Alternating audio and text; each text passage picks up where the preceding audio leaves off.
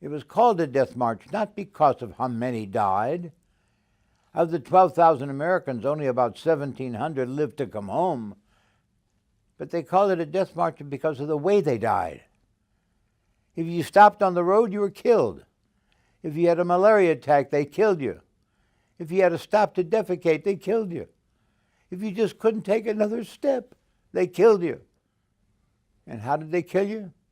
They'd either bayonet you to death, shoot you, or in some cases decapitate you.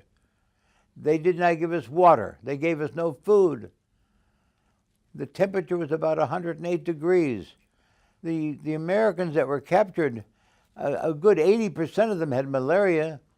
Another 50% had dysentery. So we were gunshot wounds, malaria, dysentery, and we had to walk this distance that they wanted us to. Under these conditions, it was unbearable.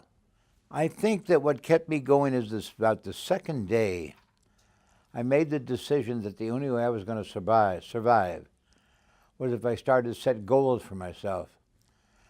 And I would walk and I would see a herd of caribou in the distance.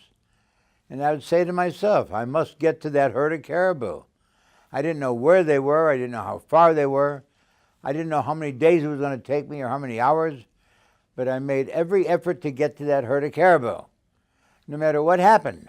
The Japanese told me to smile, I did. They told me to sit, I sat. They told me to march, I marched. They hit me, it was okay. They broke my nose, knocked my teeth out. They split my head open, but I still had to go to reach those herd of caribou. Then when I got to the herd of caribou, then I'd find another goal, and another goal, and another goal. Every day was another goal. From that day on, I've lived my whole life that way. And those people who hold on to a grudge, I think, have a very different philosophy of life. And that's how they live. By not holding on to a grudge, by being able to roll with the punch, I think it's a lot easier to live.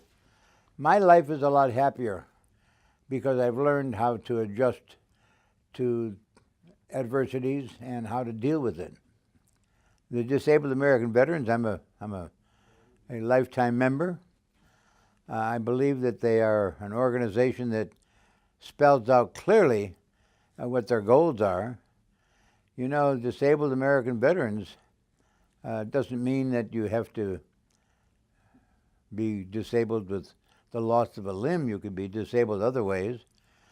And I do believe that every man that came back from Bataan are disabled in some manner, either mentally, emotionally, through physical attributes. And I think we're all a member of the DAV in one way or the other. If we're not, we certainly should be.